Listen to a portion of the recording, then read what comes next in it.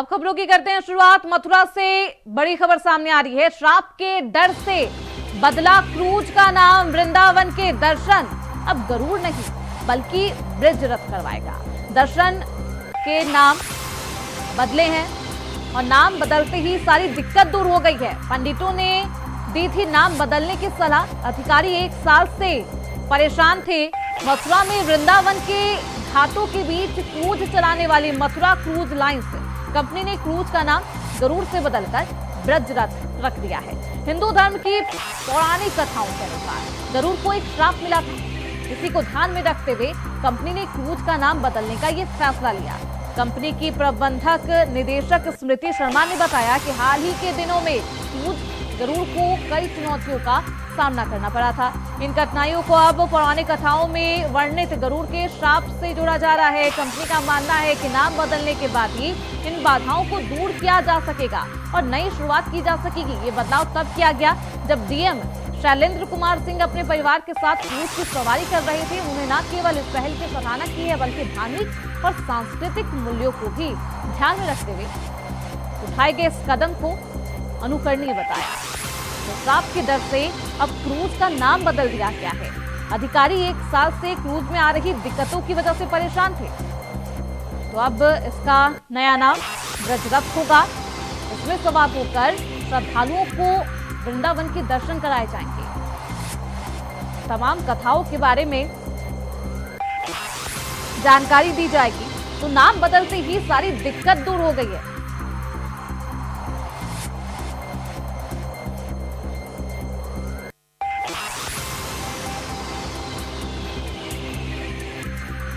तो श्राप के डर से क्रूज का नाम बदल दिया गया है। अधिकारी 1 साल से क्रूज में आ रही दिक्कतों की वजह से परेशान थे और ऐसे में अब मथुरा का ये नया क्रूज गरुड़ के नाम से नहीं बल्कि ब्रज रथ के नाम से जाना जाएगा।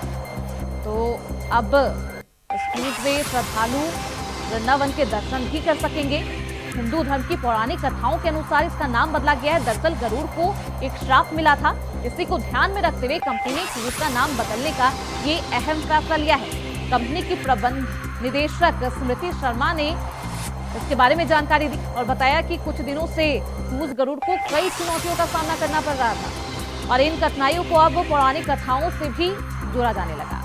कंपनी का मानना है कि नाम बदलने के बाद इन बाधाओं को दूर किया जा सकेगा और नई शुरुआत की जा सकेगी। ये बदलाव तब किया गया जब डीएम शैलेंद्र कुमार अपने परिवार के साथ क्रूज की सवारी कर रहे थे। डीएम शैलेंद्र कुमार ने भी इन बदलाव की तारीफ की है। हमारे साथ हमारे सहयोगी मोहम्मद फारूक मथुरा से हमारे साथ जुड़ चुके हैं। फारूक, जिस रथ का नाम था, जिस क्रूज का नाम गरुड़ था, उसका नाम बदल दिया गया है, कोई खास वजह बताई जा रही है? क्या कुछ कहा जा रहा है? श्रुति, ये जो गरुड़ क्रूज चला था तभी उस समय इसमें जो है बहुत सारी परेशानियां आने लगी थी, तकनीकी खराबियां इसके अंदर आने लगी थी और उसी को देखते हुए जो क्रूज के यहाँ पर जो संचालक थे उन्होंने उसको रोक दिया था। यानी क्रूज जो 6 महीने पहले चला था और उसको जो है बंद करना पड़ा था क्योंकि तमाम तकनीकी खराबी आने लगी थी और इसलिए तभी जो है जो राहुल शर्मा यहाँ के प्रवक्ता हैं क्रूज सेक्शन के, तो उन्होंने तमाम जो पंडित हैं, भविष्य वक्ता हैं, उनसे उन्होंने बात करी और उन्होंने इसकी ये जानकारी दी कि क्रूज हमारा नहीं चल पा रहा है।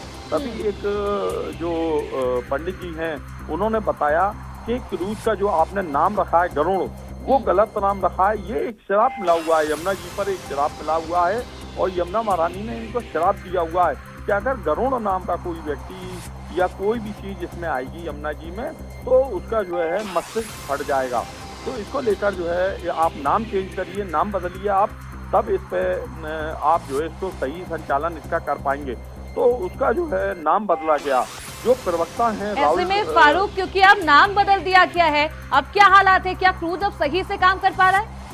अब कोई दिक्कत नहीं? बिल्कुल, ब्रज रथ नाम रख दिया गया है क्रूज का और क्रूज का संचालन जैसी नाम बदला गया है उसके दूसरे दिन जैसी संचालन होता है तो क्रूज की जो तकनीकी खामियां थी वो सब दूर अपने आप हो जाती हैं और क्रूज जो है प्रॉपर तरीके से चलने लगता है। तमाम जो घाट है मथुरा से और वृंदावन तक सभी घाटों पे क्रूज का संचालन शुरू हो जाता है और 63 सवारी सबसे पहले उसके अंदर चली हैं और अभी आज भी क्रूज में कई सवारियां चली हैं और क्रूज मथुरा से वृंदावन तक के घाटों के कई चक्कर लगा रहा है।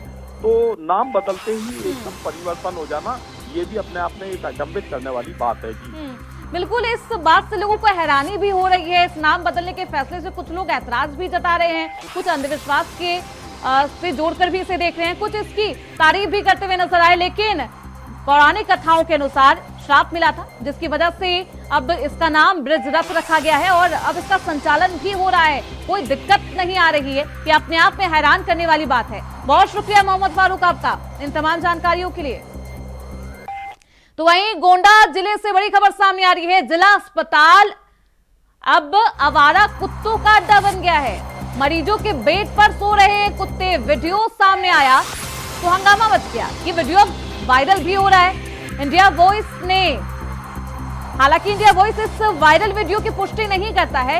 इस वायरल वीडियो की जांच में अधिकारी जुटे हुए हैं। गोंडा जिले के सरकारी जिला अस्पताल में एक ऐसा हैरान कर देने वाला वीडियो सामने आता है जिसे देख आप भी चौंक जाएंगे, जहां अस्पताल के वार्ड में मरीजों के बेड पर आवारा कुत्ते आराम फरमाते हुए नजर आ रहे हैं। वायरल वीडियो में आप साफ तौर पर देख सकते हैं कि एक बेड पर एक आवारा कुत्ता सो रहा है। हालांकि ये वायरल वीडियो की पुष्टि इंडिया वॉइस नहीं करता है। जिस बेड को किसी मरीज को दिया जाता है उस बेड पर कुत्ते सो रहे हैं। वीडियो सोशल मीडिया पर वायरल है और वार्ड में बेड पर कुत्ते आराम फरमाते हुए नजर आए। अस्पताल के किसी भी कर्मचारी को इसकी खबर तक नहीं लगी, इसकी भनक तक नहीं लगी, इस पर कोई एक्शन तक नहीं लिया गया। ऐसे में आप खुद ही अंदाजा लगाइए कि भर्ती मरीजों को कैसे सुविधा इस अस्पताल में मुहैया कराई जा रही होगी। वीडियो वायरल होने के बाद भी जिम्मेदार अधिकारी पूरी तरह से मौन नजर आ रहे हैं। तो जिला अस्पताल अब आवारा कुत्तों का अड्डा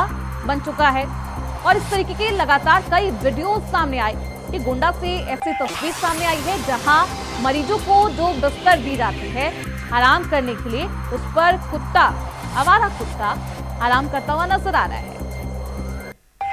और ऐसे में ये वीडियो वायरल है। हालांकि ये जांच का विषय है। इस वायरल वीडियो की पुष्टि इंडिया वॉइस नहीं करता है, लेकिन ये वीडियो बेहद तेजी से वायरल है और इस वीडियो के वायरल होने के बाद कई सवाल भी उठने लगे।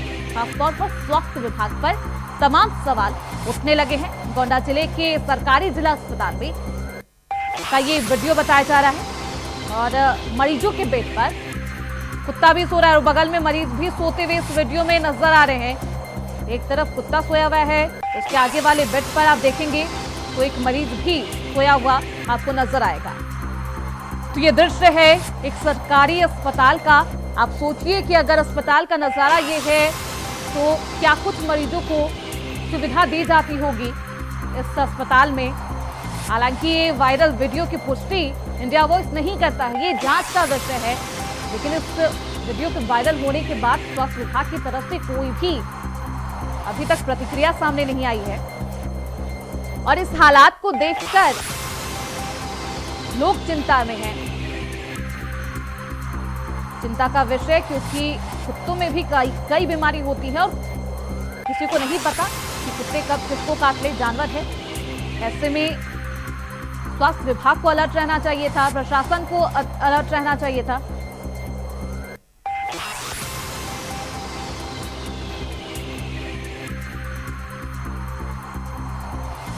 तो इस खबर पर ज्यादा जानकारी के साथ हमारे सहयोगी तुफेल खान गोंडा से जुड़ चुके हैं फोन लाइन पर।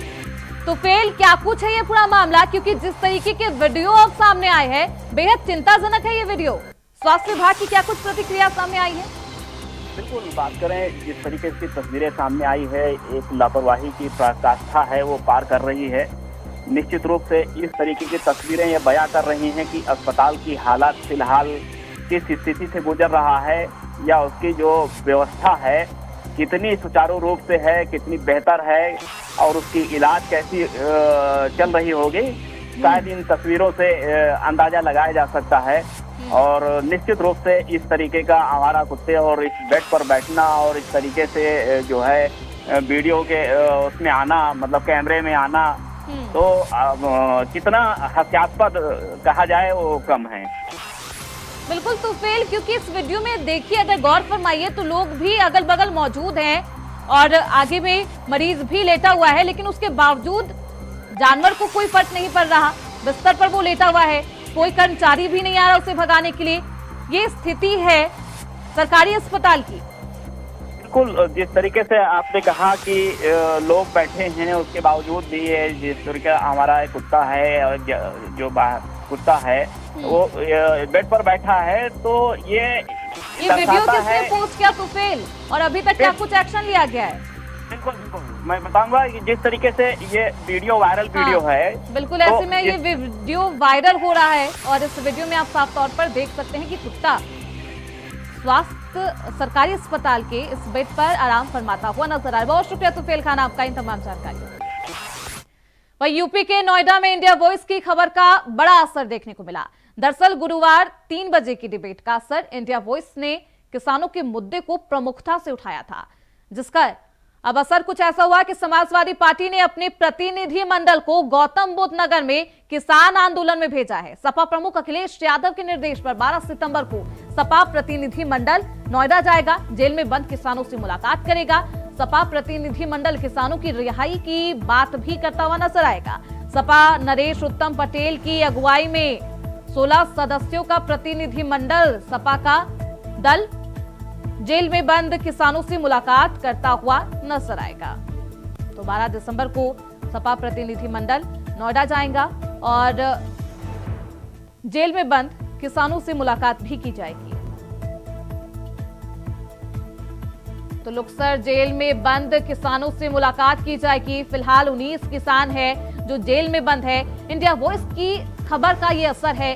प्रमुखता से इंडिया वॉइस ने इस खबर को चलाया था और अब समाजवादी पार्टी भी किसानों से मुलाकात करती हुई नजर आएगी। लुक्सर जेल में जो किसान बंद है उनसे मुलाकात की जाएगी। किसानों से मुलाकात करने के लिए कांग्रेस की तरफ से भी प्रतिनिधि मंडल अब किसानों से मुलाकात करने के लिए पहुंच रहा है। वहीं समाजवादी पार्टी 12 दिसंबर को लुक्सर जेल जाकर किसानों से मुलाकात करेगी। वहीं मथुरा में महिला आयोग की अध्यक्ष बबीता चौहान ने महिलाओं की फरियाद सुनी। अधिकारियों के साथ बैठक कर महिलाओं के उत्पीड़न को लेकर काउंसलिंग की है और अधिकारियों को उसके निस्तारण के आदेश भी दिए। उत्तर प्रदेश महिला आयोग की अध्यक्ष बबीता चौहान आज मथुरा पहुंची और पीडब्ल्यूडी गेस्ट हाउस में अधिकारियों के साथ बैठक कर यहां महिला उत्पीड़न संबंधित मामलों की सुनवाई करती हुई नजर आई। पुलिस अधिकारियों को काउंसलिंग के आधार पर निस्तारण के निर्देश भी दिए।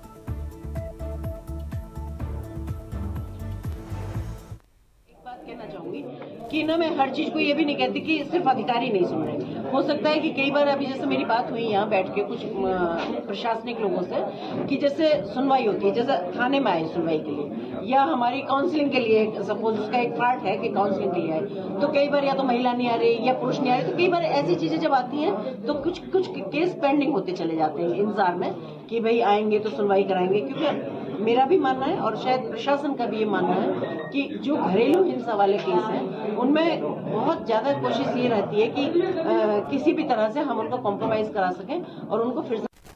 वही खबर देवरिया जिले के सलेमपुर तहसील से है, जहां लेखपाल के आदेश पर तहसीलदार नवीन पड़ती की पैमाइश करने गए, जहां गांव के एक व्यक्ति ने हल्का लेखपाल से अभद्रता कर दी है और राजस्व अभिलेख भी फाड़ दिया। पूरा मामला सलेमपुर तहसील के शीशवा दीक्षित गांव का बताया जा रहा है, जहां अखिलेश तिवारी ग्राम सभा की नवीन पड़ती भूमि पैमाइश की मांग कर रहे थे, जिस पर लेखपाल अतुल कुमार अपने सहयोगी लेखपाल सत्यानंद तिवारी और कानूनगो के साथ मौके पर पहुंचे और पैमाइश करने लगे। तभी इसी गांव का सत्यदेव तिवारी और ऋषिकेश तिवारी ने पैमाइश रोकने के लिए कहा। लाठी डंडा लेकर लेखपाल अतुल कुमार पर हमला कर दिया गया, साथ ही गाली गलौच भी किया गया और लेखपाल के हाथ से राजस्व अभिलेख छीन कर फाड़ दी गई। किसी तरह लोगों के बीच बचाव करने पर लेखपाल वहां से सुरक्षित वापस लौट आए। लेखपाल अतुल कुमार ने पुलिस को शिकायत कर मामले की जानकारी दी है। पुलिस आगे की कार्यवाही कर रही है।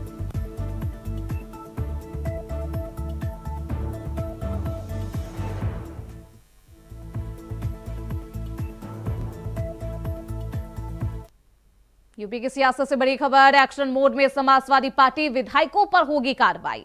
विधायकों ने की थी क्रॉस वोटिंग, सबक सिखाने की तैयारी में समाजवादी पार्टी नजर आ रही है। 16 दिसंबर से शुरू होने वाला विधानमंडल सत्र, सपा में तैयारियां तेज हो गई है। सूत्र के हवाले से ये खबर है, सपा में फुल प्रूफ प्लान तैयार किया गया है। जुटाए जा रहे हैं पार्टी विरोधी गतिविधियों के सबूत, उसके आधार पर अब छटनी की जाएगी, निकाला जाएगा। समाजवादी पार्टी के मुखिया अखिलेश यादव ने बगावत करने वाले 7 विधायकों को सबक सिखाने की तैयारी कर ली है। 16 दिसंबर से शुरू होने वाले विधानसभा मंडल सत्र में बगावत करने वाले विधायकों पर समाजवादी पार्टी अब एक्शन लेती हुई नजर आएगी। अंदर खाने की खबर है कि सपा ने फुल प्रूफ प्लान भी इसके लिए तैयार कर लिया है। पार्टी विरोधी गतिविधियों के सबूत भी जुटाए जा रहे हैं। बागी विधायकों की करतूत के सबूतों को जुटाने के लिए कमेटी भी बना दी गई है, लेकिन मामला कानूनी दांव पेच से भरा है। कौन किस पर भारी होगा ये तो वक्त बताएगा, लेकिन बागी विधायकों को लेकर समाजवादी पार्टी अब आर पार के मूड में है। ऐसे में देखना बेहद दिलचस्प होगा कि इस पर सबक सिखाने के लिए समाजवादी पार्टी क्या कुछ कदम उठाती है। आपको बता दें कि बागी विधायकों में राकेश पांडे, अभय प्रताप सिंह, राकेश प्रताप सिंह, पूजा पाल, विनोद चतुर्वेदी और आशुतोष मौर्य है, जिन पर अब समाजवादी पार्टी नकेल कसती भी नजर आएंगी। बागी विधायकों की तस्वीर है जिसको लेकर अब एक्शन मोड में है समाजवादी पार्टी। इनके लिए फुल प्रूफ प्लान भी तैयार किया जा रहा है। हालांकि इस प्लान का असर क्या कुछ होता है और किस तरीके से समाजवादी पार्टी इन्हें सबक सिखाती है, देखना बेहद अहम होगा। तो अंदर खाने की ये खबर है कि अब समाजवादी पार्टी अपने ही विधायकों को सबक सिखाने के लिए फुल प्रूफ प्लान तैयार कर रही है, लेकिन कई दांव पेच इन सबके बीच में। क्या ये प्लान कामयाब होता है समाजवादी पार्टी का, देखना दिलचस्प होगा।